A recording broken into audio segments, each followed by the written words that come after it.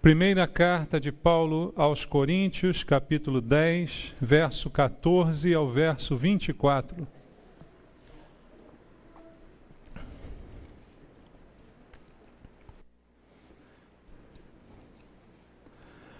Todos acharam? Primeira aos Coríntios, capítulo 10, a partir do verso 14 até o verso 24, a palavra de Deus diz assim: Portanto, meus amados, fugi da idolatria. Falo como a criteriosos. Julgai vós mesmos o que digo. Porventura, o cálice da bênção que abençoamos não é a comunhão do sangue de Cristo? O pão que partimos não é a comunhão do corpo de Cristo? Porque nós, embora muitos, somos unicamente um pão, um só corpo, porque todos participamos do único pão. Considerai o Israel segundo a carne.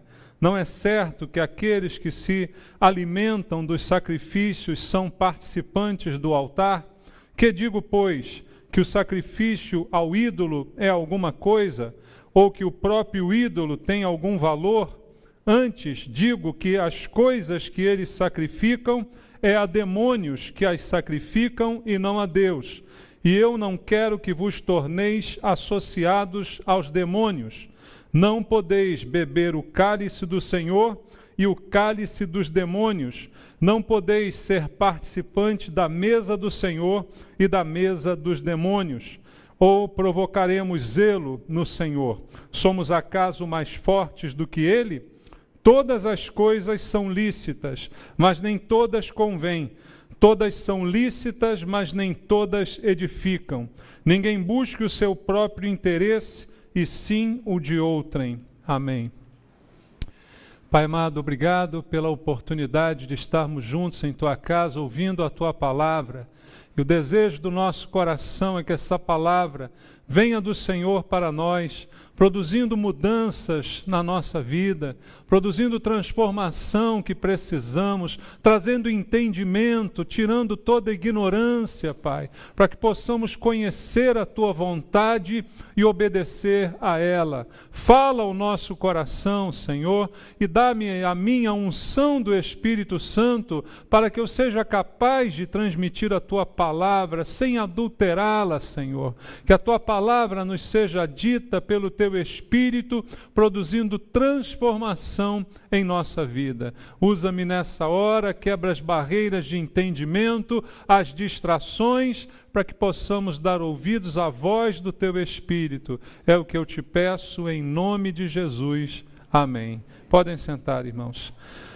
Amados, o apóstolo Paulo, nesse texto que lemos, ele está falando aqui a respeito de idolatria, ele está falando a respeito de coisas que se colocam entre nós e Deus. Esse é o papel do ídolo, mas eu creio que nesse texto há algumas lições também em relação à ceia do Senhor. Nós hoje vamos participar aqui da ceia do Senhor, faz parte do nosso culto hoje, a participação na ceia. E é sempre importante a gente entender a razão das coisas, o porquê de fazermos as coisas, e não apenas repetirmos coisas como se fôssemos robôs condicionados a uma programação. Precisamos crer, mas precisamos entender aquilo que cremos. E esse texto de Paulo, eu creio que ele vai nos ajudar a entender como deve ser a nossa participação na ceia do Senhor e o que está implicada nesta participação, o que isso traz para a minha vida e o compromisso que é necessário para que eu possa participar desse momento. Em primeiro lugar, precisamos entender que a ceia do Senhor não foi uma cerimônia inventada pela igreja. Não foi algo que a igreja decidiu fazer, como tantas outras cerimônias que talvez a gente encontre por aí. Essa cerimônia, ela foi criada pelo próprio Senhor Jesus.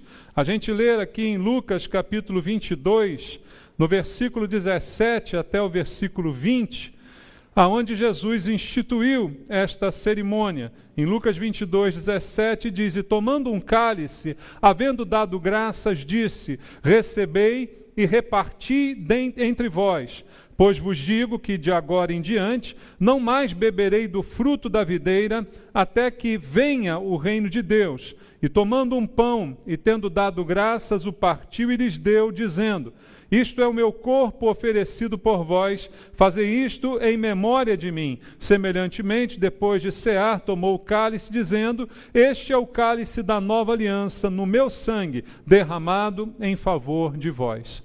Jesus está instituindo a ceia diante dos seus discípulos. Está dizendo como deveria ser feita, o que deveria compor a ceia, e está dizendo para que ela serviria. Quando ele diz no verso 19, façam isso em memória de mim. Então, é um memorial instituído pelo próprio Senhor Jesus. Não é uma cerimônia organizada, inventada por homens, mas é algo instituído por Deus. É uma ordem, façam, fazei. Não é um pedido, não é uma sugestão. Então, participar da ceia para o cristão não deixa de ser também um dever. Se Jesus nos deu uma ordem, nós devemos obedecer, devemos encarar também isso como um dever, o dever de cada cristão participar dela. Se eu ignoro esse dever, estou sendo negligente com algo que o Senhor requer de mim. Então, é uma questão também de obediência, de negligência, se eu deixar de lado aquilo que o Senhor me mandou fazer. E para a igreja, a ceia tem grande significado pelo preparo que nós devemos ter para participar dela. Embora seja uma ordem, seja um dever do cristão participar, a Bíblia diz que nós não podemos participar de qualquer jeito. Ora, então eu tenho o dever de participar, não pode ser de qualquer jeito. Então quer dizer que eu preciso me preparar para isso. Não é algo que eu faça assim, né? Sem responsabilidade, de qualquer maneira. Aliás, nada que se faz para Deus é feito de qualquer maneira. Concorda, irmãos? Deus foi tão cuidadoso quando fez as coisas para nós. Quando criou o mundo, quando criou o homem, Deus pensou em tantos detalhes. Será que eu posso oferecer algo a Deus de qualquer jeito? De qualquer maneira, sem nenhuma responsabilidade de minha parte? Então, duas coisas já vimos aqui. Primeiro, que é um dever, eu devo participar da ceia, mas há requerimentos. Então, eu devo obedecer a esses requerimentos para que eu possa me qualificar a participar dela. E nesse texto aqui, Paulo vai falar indiretamente sobre alguns desses requisitos para a gente participar e entender o que ela significa. Primeira coisa interessante, voltando ao texto que a gente leu aqui no início, em 1 Coríntios, capítulo 10, no versículo 16, Paulo diz assim: porventura, o cálice da bênção que abençoamos não é a comunhão do sangue de Cristo? O pão que partimos não é a comunhão do corpo de Cristo? Veja, antes disso, ele diz no verso 14: portanto, meus amados, fugi de quê? Da idolatria. Falo como a criteriosos. Criterioso é uma pessoa que tem critérios para tomar decisões, para fazer julgamentos de valores.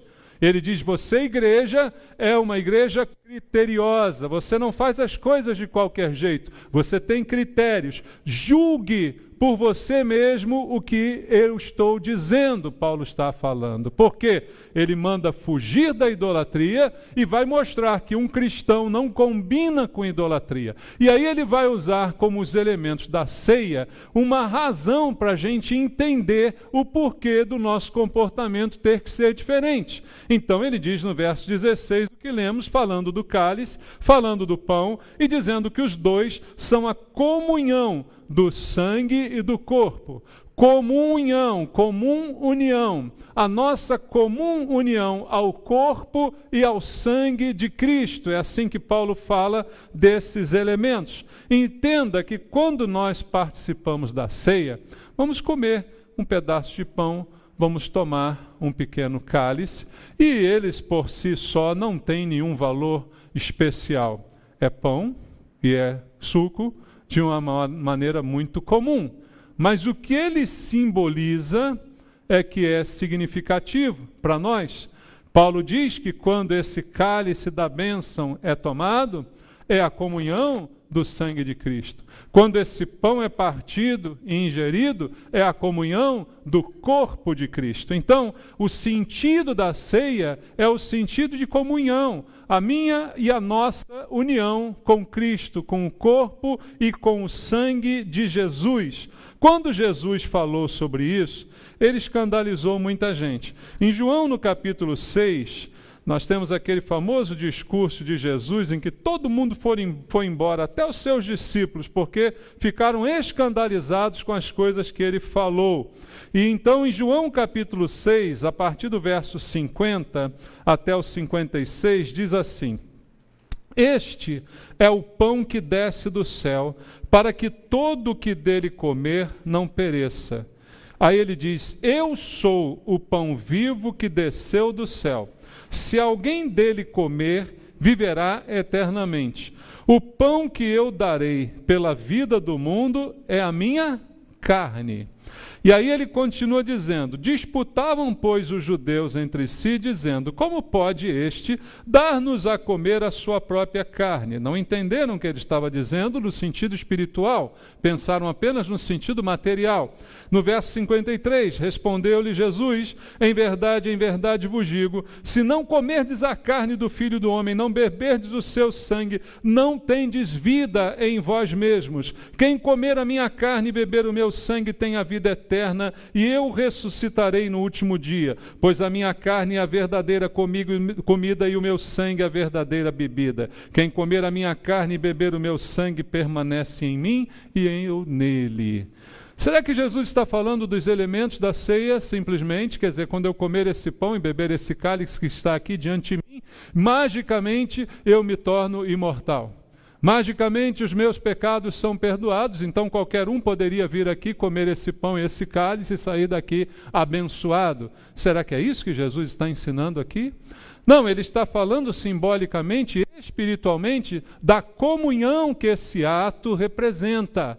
Quando eu como dessa carne e bebo desse sangue, simbolicamente, eu estou em comunhão com Cristo, eu estou em compromisso com Ele. As primeiras palavras ditas por Jesus aqui são muito parecidas com João 3,16.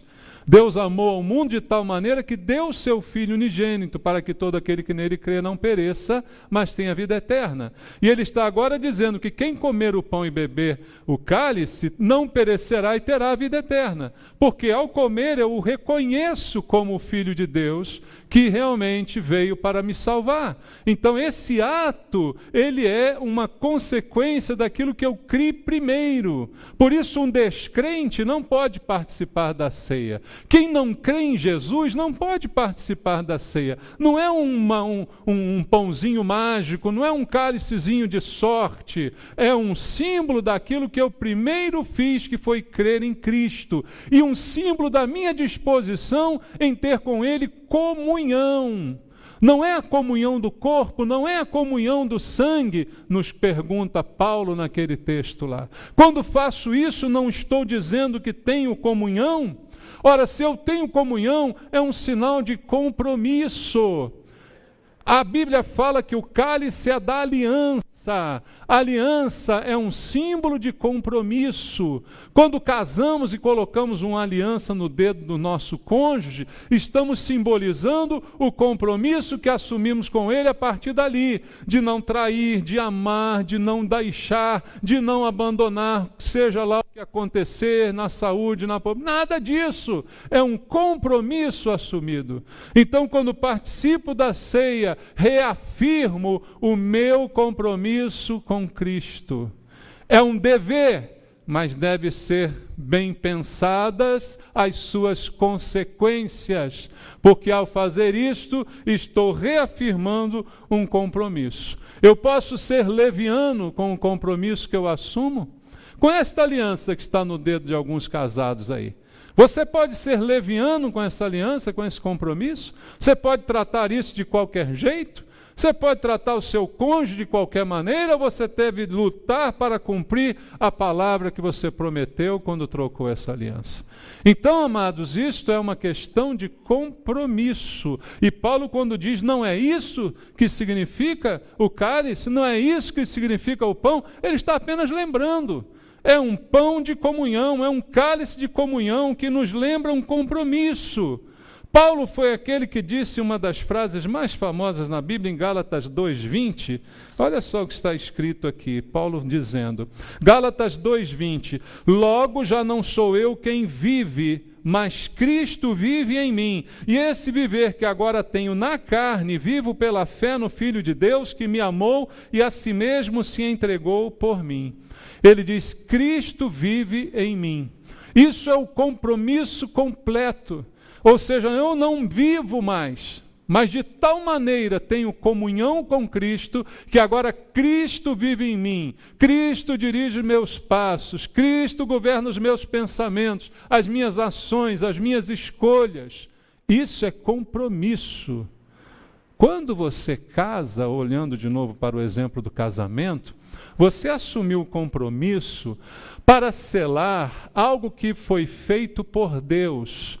Deixará o homem pai e mãe, se unirá à sua mulher e se tornarão os dois uma só carne. E esse compromisso transformou vocês em uma só pessoa. Então agora não tem o meu pensamento e o pensamento da minha esposa. Não existe mais a minha vontade e a vontade da minha esposa. Não existe mais o meu dinheiro e o dinheiro da minha esposa. Não existe mais a minha conta bancária e a conta bancária da minha esposa. Estão entendendo isso? Parece estranho para alguns? De repente é que você não está entendendo o que é casamento, né? Porque isso é compromisso. Não vivo eu mais, minha esposa vive em mim. Posso falar isso? Ela pode falar também, não vivo eu mais, meu esposo vive em mim.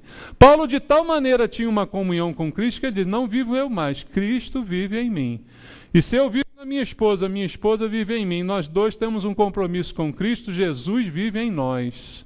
Está entendendo isso? Essa é a ideia de Deus sobre aliança, sobre casamento, sobre compromisso, que é irrevogável, que não pode ser maculado, que não pode ser traído, não pode ser deixado de lado. Da mesma forma que eu não posso trair o meu cônjuge, eu não posso trair a Cristo. Posso? Eu posso ser fiel a Cristo e ser infiel com o meu cônjuge? Uma coisa não é desassociada da outra. Eu posso dizer que sou fiel a Cristo e sou infiel aos meus compromissos com as pessoas? Também não. Eu posso dizer que sou fiel a Cristo e não pagar as minhas contas? Não. Dá para entender isso? Essas coisas estão atreladas, porque é um compromisso irrevogável. Ter comunhão com Cristo.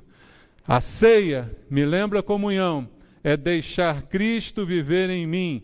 Como Jesus disse em João 6, que nós lemos, é permanecer nele. Jesus não queria apenas que as pessoas o reconhecessem, mas ele queria que elas permanecessem nele. Muitas pessoas podem dizer, eu reconheço que Jesus é o Filho de Deus. E daí? Mas não permaneceram nele. Quem reconhece, permanece. Quem permanece, é fiel. Quem é fiel, não trai. Entende isso? Esse é o princípio ensinado por Deus aqui. E quando Paulo fala da idolatria, ele usa esse exemplo porque a idolatria é como se fosse uma traição a Deus. É você ter outro além de Deus. É uma traição, é como se fosse um outro, uma outra na sua vida de casado. É ter outro que atrai a tua atenção, é ter outro que requer os teus cuidados. Os nossos cuidados são só para Cristo. E Jesus não está à procura de admiradores. Nesse próprio discurso de João 6, você nota bem isso. Ele disse essas palavras, se você continuasse a ler o texto, estaria ali escrito que, ao final do seu discurso, muitos se escandalizaram e foram embora, até os seus discípulos, ficando só os 12. Aí Jesus vira para os 12 e pergunta, e vocês também vão? Ou seja, porta da rua, serventia da casa. Aí Pedro disse, não, Senhor, para quem iremos? Só tu tens as palavras de vida eterna. Por que Jesus faz isso? Porque ele não está nem aí para admiradores. Jesus não está querendo um fã-clube. Jesus não tem um Instagram para levar curtida. Está entendendo? Se tivesse, muita gente ia curtir Jesus, né? Eu curti Jesus hoje. Tá, e daí? O que isso muda na sua vida, né? Então ele não está procurando admiradores, mas ele está procurando pessoas que se comprometam com ele. E ele se comprometeu, porque ele deu carne e sangue. Né? Vocês conhecem a história do compromisso, né? De um bicho aí, como é que era aquela história da galinha, né? Que se compromete para ela dar, né, o sangue. Tem uma história aí de um bicho, né, que na feijoada, sei lá onde é. Alguns participam com alguma coisa, mas quem se compromete é quem dá o sangue, né? E Jesus deu o sangue. Jesus deu o corpo. Compromisso totalmente assumido por ele. E agora ele não está querendo gente que brinque. Ele não está querendo gente que brinque que é crente. Gente que o admire, que dê like nele. Ele está querendo gente que se comprometa. Então, a ceia fala de compromisso. Voltando ao texto, no verso 17, a Bíblia continua dizendo: porque nós, embora muitos, somos unicamente um pão, um só corpo, porque todos participamos do único pão. Paulo traz outro princípio da ceia, que é o princípio da unidade. Ele lembra que não existe outro pão, não existe outro cálice, nós somos todos participantes de um único pão, como Jesus disse, o pão vivo que desceu do céu, todos nós participamos dele, então isso quer dizer que não há diferença entre nós. Ninguém participa mais ou participa menos. Ou eu participo, ou eu não participo. Ou eu tenho compromisso e comunhão, ou eu não tenho. Jesus também foi claro quando disse: quem comigo não ajunta, espalha. Quem não é por mim, é contra mim. Não há uma linha intermediária em que eu possa permanecer neutro. Paulo então nos fala sobre unidade. Sendo muitos, sendo diferentes, nos tornamos um só. Porque participamos de um único corpo, somos uma única família. Em Efésios capítulo 2, no versículo 19... Paulo também nos fala sobre esse conceito. Efésios 2,19, ele diz: assim, já não sois estrangeiros e peregrinos, mas concidadãos dos santos. Sois de quê? Da família de Deus. Nós somos da família de Deus. É verdade isso? Somos família de Deus. Somos da família de Deus. Uma só carne. O mesmo princípio do casamento se aplica a nós, a igreja, com Jesus. Nos tornamos um com Jesus. Somos um com Ele, e se todos somos um com Ele, somos um entre nós também. Essa foi a oração de Jesus, esse sempre foi o entendimento de Jesus para a sua igreja. Em 1 Coríntios 12, vamos ver, capítulo 12, versículo 12, versículo 13...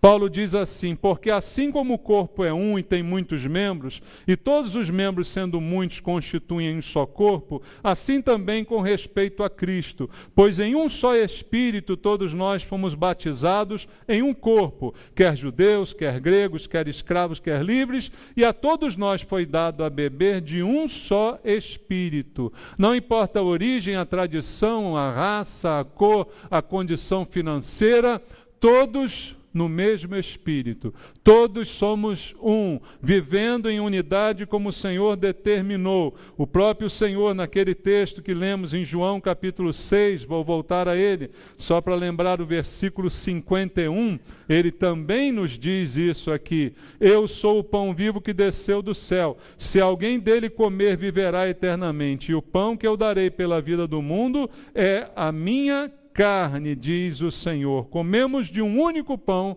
que é Cristo. Não há outro alimento, não há outro que possa nos alimentar. Então, quando eu tomo a ceia, eu me lembro da morte de Cristo, porque ela só é possível porque Ele morreu. Carne e sangue estão envolvidos neste sacrifício. Isso aconteceu. Paulo diz também que na ceia celebramos a morte de Cristo até que Ele venha. É uma celebração da sua morte, porque um alto preço foi pago para que nós fôssemos um. Lembra daquele louvor alto preço? É verdade, é bíblico, porque foi pago para que nós sejamos um. apenas um em Cristo. A unidade é a vontade de Deus. Em João capítulo 17, quando Jesus ora pelos seus discípulos, toda hora ele repete esse princípio. Versículo 11. Já não estou no mundo, mas eles continuam no mundo, ao passo que eu vou para junto de ti. Pai Santo, guarda-os em teu nome que me deste, para que eles sejam um, assim como nós. Jesus é Deus. Por que ele é Deus? Porque ele é um com o Pai e com o Espírito Santo. Um só.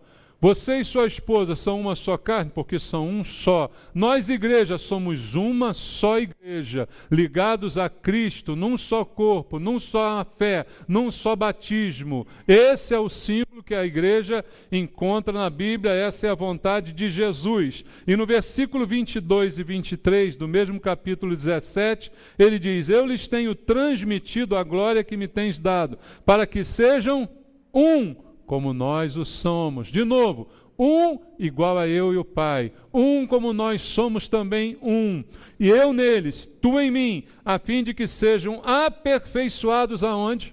Na unidade, para que o mundo conheça que tu me enviaste e os amaste, como também amastes a mim.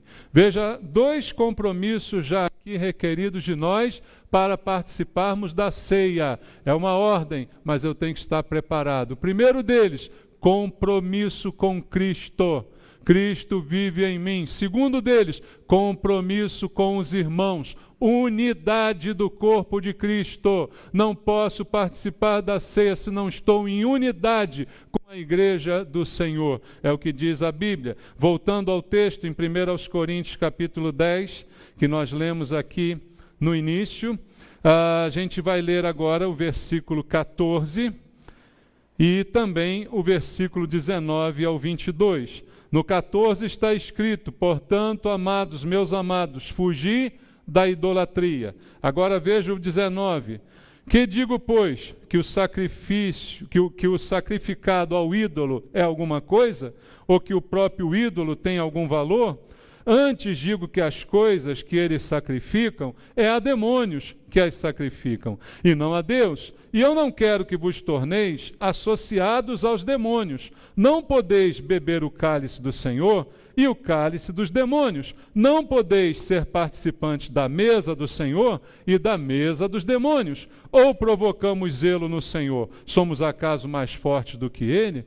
Aí Paulo coloca outro requisito. Para eu participar da ceia, eu preciso de pureza e santidade. Resumindo o que está escrito aqui, é isso.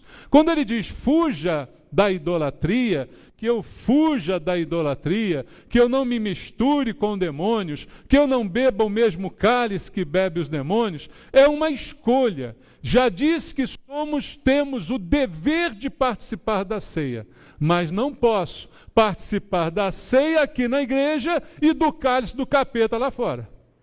Posso? Não posso comer o pão de Jesus aqui e o pão do diabo lá fora. Não posso. É simples demais o que Paulo está dizendo. Primeiro, fuja da idolatria. O que é idolatria, irmãos? Talvez a gente fique ainda com aquela imagem que tínhamos antes da conversão, que idólatra é só aquele que carrega imagens, beija imagens, sei lá, leva em procissão e tal. E isso também é idolatria, mas idolatria não é só isso. Idolatria é qualquer coisa que assuma um papel igual ou superior a Deus na minha vida. Qualquer coisa que se iguale a Deus. Veja, bastou igualar, não precisa ser mais do que Deus. Igualou, já está ruim. Porque Deus é único, entendeu? Está acima de todas as coisas. Se alguma coisa na minha vida chegou ao nível de Deus, isso já se tornou um ídolo. Seja lá o que for que você quiser pensar. Qualquer coisa que seja como Deus para mim, igual ou superior a Deus, isso já se tornou uma idolatria. Isso já me tornou impuro para a comunhão com Cristo. Então, qualquer oposição a Deus, ela é automaticamente ligada aos demônios. Como disse e repito, não há um meio termo. A Bíblia diz isso com clareza, embora as pessoas não gostem de pensar sobre isso. A Bíblia diz que só tem 2 tipos de pessoa: filhos de Deus e filhos do diabo. Você já leu isso na Bíblia? Se não leu, procura. Filhos de Deus e filhos do diabo. Ah, mas não tem um mais ou menos? Não tem um quase crente? Não tem um quase filho do diabo? Não. Ou está com Deus, ou está com o diabo. Não tem um quase. Ah, mas ele é tão bom, ele está quase crente. Ele fala bonito, não diz palavrão, respeita as pessoas. É quase crente. Não, não tem isso, irmãos. Ou é filho de Deus, ou é filho do diabo. Não sou eu que estou dizendo, é a Bíblia. Tá? Não fique chateado comigo, é a Bíblia que está dizendo isso. Então, não há meio termo. Jesus disse, eu repito de novo, quem comigo não ajunta, espalha. Quem não é por mim, é contra mim. Ah, não estou com Jesus, então estou contra Jesus. Não tenho, eu estou neutro. Eu não odeio Jesus, mas também não amo. Eu não me entrego, mas também... Não existe isso. Se não está, está contra. Entendeu? Se não está, está contra. Essa semana botaram no Facebook uma ilustraçãozinha de uma pessoa em cima do muro. De um lado do muro está Deus, do outro lado o diabo. E Jesus, do lado do muro, diz assim para a pessoa, vem para o meu lado, meu filho, vem. E a pessoa nada. Aí ela vira para o diabo e vai perguntar, vem cá, você não vai me chamar também não? Eu falo, não preciso, o muro é meu. O muro já é do diabo, entendeu? Está em cima do muro, já é do diabo. Ou estou com Jesus, ou estou com o diabo. Se está no muro, é do diabo. O muro é do diabo, entendeu isso? A indecisão é do diabo. Só a decisão por Cristo é a de Cristo. Então, o que a Bíblia está aqui nos dizendo é que qualquer oposição a Deus é uma ligação a demônios. E Paulo diz isso no verso 20. Antes digo que as coisas que eles sacrificam, é a demônios que as sacrificam, e não a Deus. E eu não quero que vos torneis associados aos demônios. Quando eu participo da ceia, tenho comunhão com Cristo. Você já entendeu isso, né? Se eu tenho comunhão com Cristo, como é que eu vou me associar de alguma maneira a um demônio? Não dá, irmãos. Não dá para me associar de alguma... Ah, mas foi por um tempo. Por isso que eu não acredito em crente endemoniado. Não pode ficar endemoniado um cristão. Ah, mas eu vi, era pastor e caiu endemoniado. Pode ser pastor, mas quem disse que todo pastor é crente? Hã? Quem disse que todo pastor? Era diácono, e quem disse que todo diácono é crente? Eu estou falando crente, lavado, remido pelo sangue de Cristo, no qual Cristo vive, que tem comunhão com Ele. É impossível que um demônio possua alguém que pertence a Deus. O que pertence a Deus, o maligno não toca, diz a Bíblia. Que foi a Deus consagrado, o maligno não toca. Então, queridos, qualquer desvio nessa área já pertence ao demônio. Qualquer oposição a Deus já liga você ao demônio, é o que está dizendo a Bíblia. E no verso 21, não podeis beber o cálice do Senhor e o cálice dos demônios. Não podeis ser participantes da mesa do Senhor e da mesa dos demônios. Não há como beber dos dois cálices, como eu já disse. Não há como comer das duas mesas. Por isso, eu devo participar, mas eu tenho que escolher. Primeiro, não dá para comer aqui e depois comer lá fora. Não dá para comer em casa e comer na rua, está entendendo isso? Não dá para ter uma mulher em casa, uma mulher na rua, dá? Não dá, embora muita gente faça isso, mas isso é do demônio, está entendendo? Isso não é de Deus. Então não dá para a nossa vida ser dupla. Ou eu estou com Cristo, ou eu estou contra Cristo. Não dá para agradar a Deus e ao mundo. A Bíblia diz, a amizade de Deus é inimiga do mundo. É claro o princípio na Bíblia Sagrada, então eu preciso discernir essas coisas. E viver como cristão é renunciar à própria vontade. É renunciar à vida e à vontade e às coisas do mundo. Não há como fazer conciliação entre essas coisas. É abandono do pecado, é arrependimento. Tudo isso está embutido na vida cristã, ou não? Será que hoje está tão na moda ser cristão que não precisa mais de arrependimento? Será que hoje está tão na moda ser cristão que não precisa mais abandonar o pecado? Ah, me aceita, a igreja tem que me aceitar, do jeito que eu tiver. Eu continuo fazendo meus pecados, mas eu sou membro daquela igreja, eu canto no louvor, eu tomo a ceia. Politicamente correto, temos que aceitar a todos. Não é isso que a Bíblia diz. Você precisa decidir. Ainda está inserido no contexto cristão, abandono de pecado e arrependimento. Por mais que o mundo tenha ficado moderno, isso Deus ainda requer. Vida de santidade, buscada, operada, tratada pelo próprio Senhor Jesus. E para terminar, queridos, há ainda aqui um conceito apresentado por Paulo no versículo 23. Todas as coisas são lícitas, mas nem todas convêm. Todas são lícitas, mas nem todas edificam. Ninguém busca o seu próprio interesse, e sim o de outrem. O que Paulo está falando aqui? Paulo está falando de discernimento, um dom tão importante para a igreja, de eu discernir o que é certo e o que é errado, o que convém e o que não convém, o que é lícito e o que é escandaloso. Eu preciso discernir estas coisas. Há coisas que são lícitas, mas não edificam. Em outro texto que Paulo repete essa frase, ele diz: eu não me deixo dominar por nenhuma dessas coisas. São lícitas, mas não podem me dominar.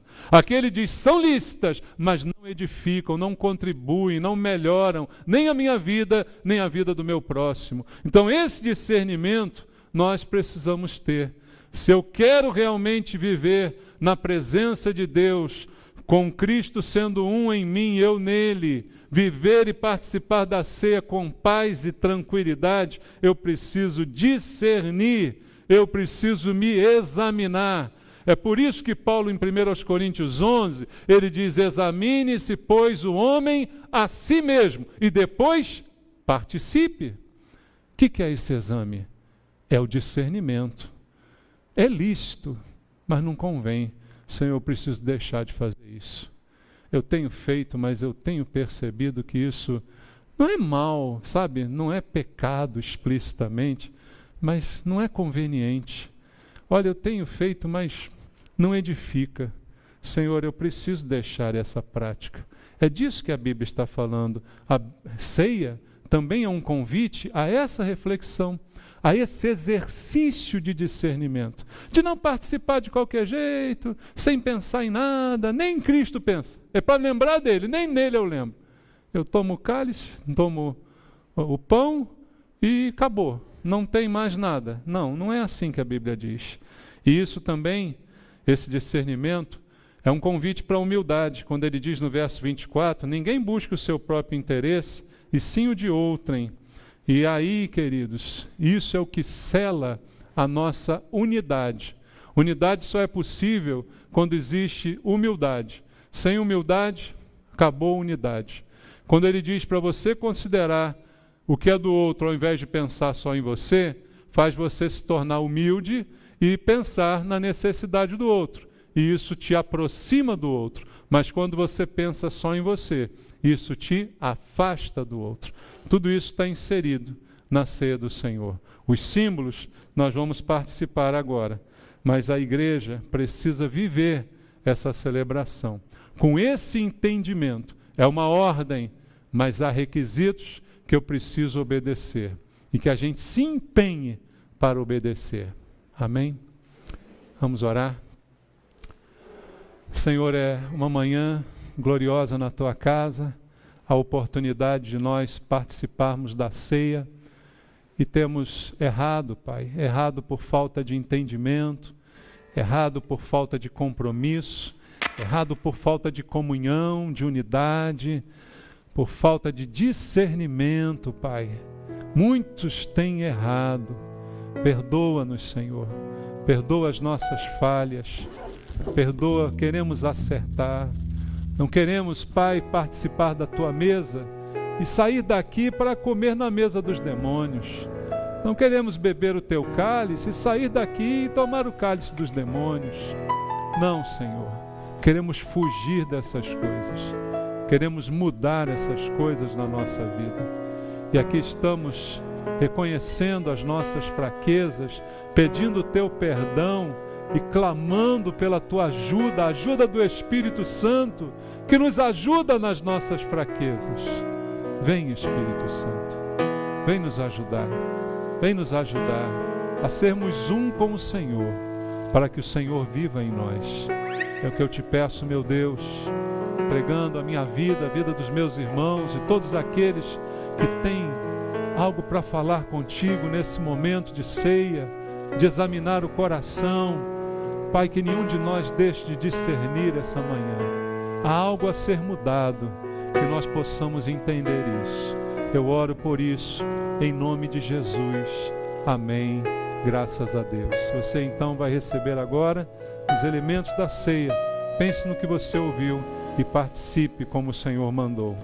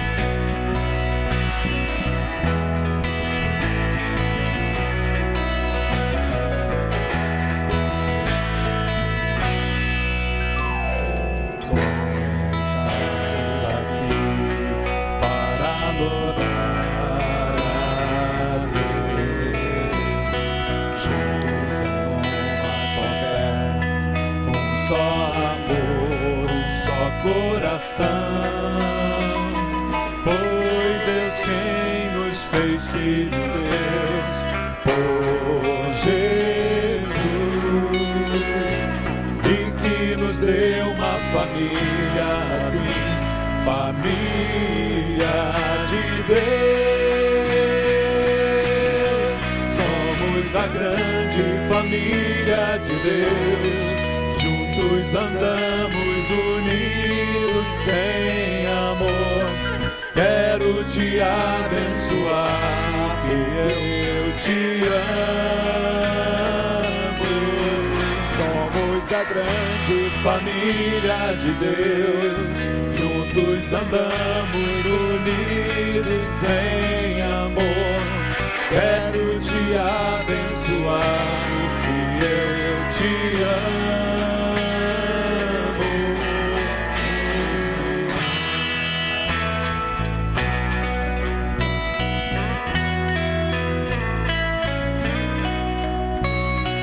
Bom é estarmos aqui para louvar a Deus, juntos em honra só fé, num só amor, num só coração.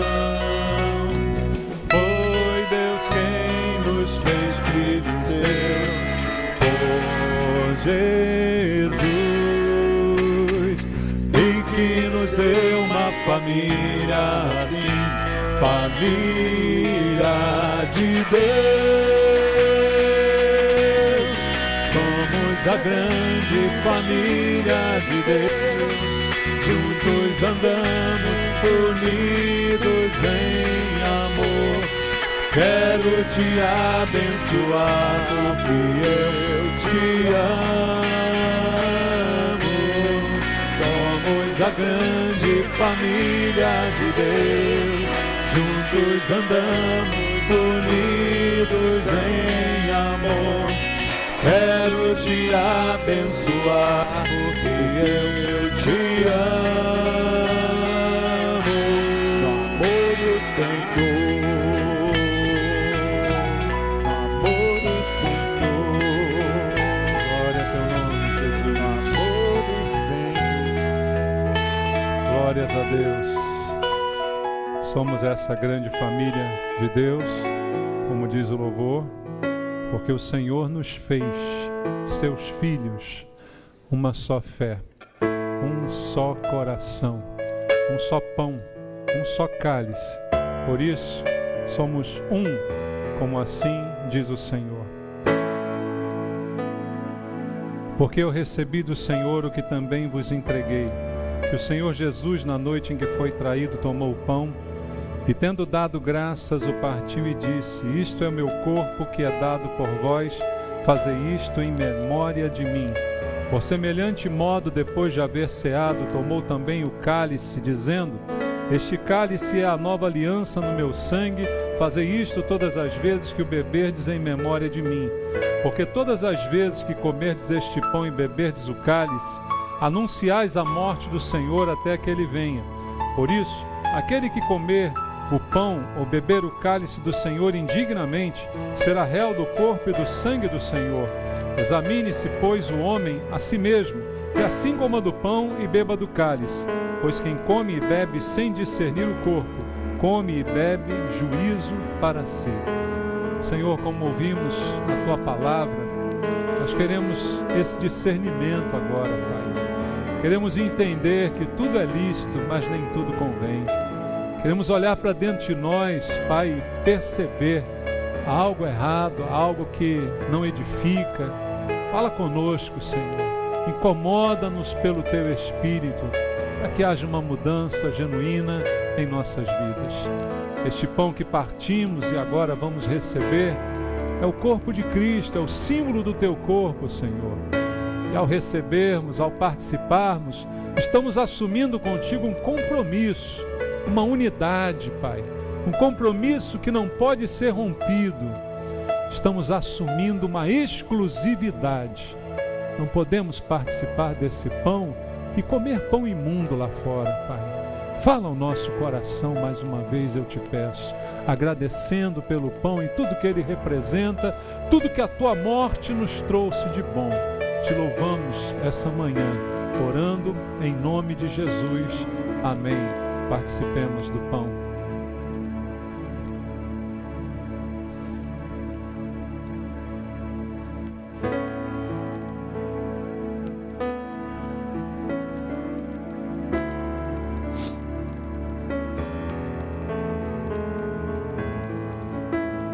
Obrigado, Senhor, pelo cálice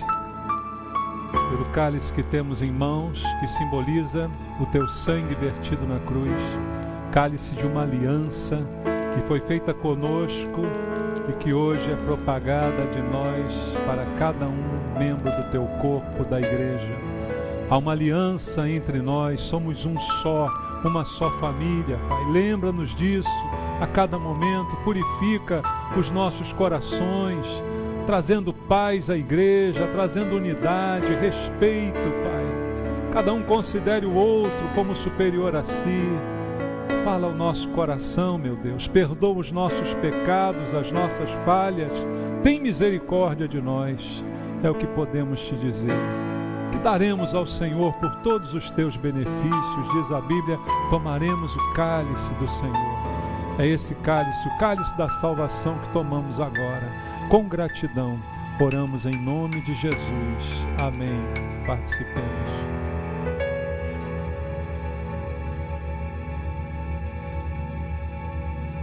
Obrigado, Jesus.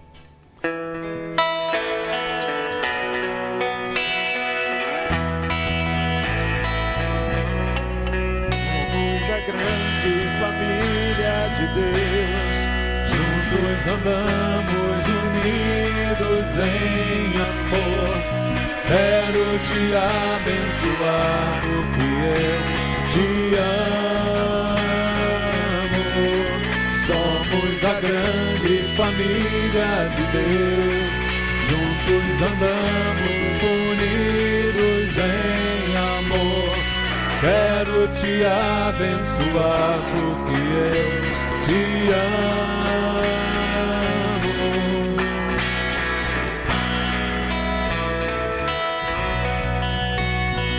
Bom é estarmos aqui para louvar a Deus, juntos em uma só fé, um só amor, um só coração.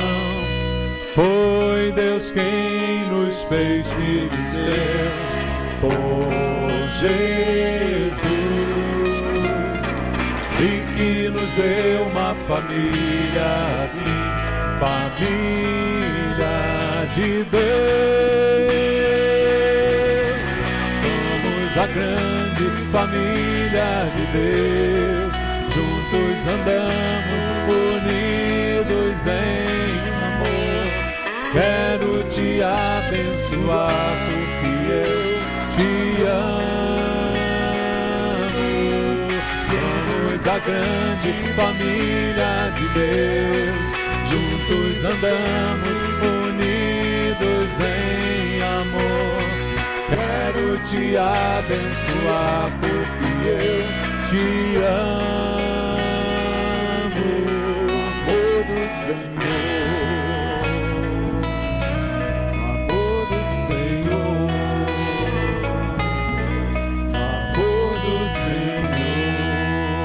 Obrigado, Jesus. Recebe o nosso culto essa manhã. Glória a Deus. Amém.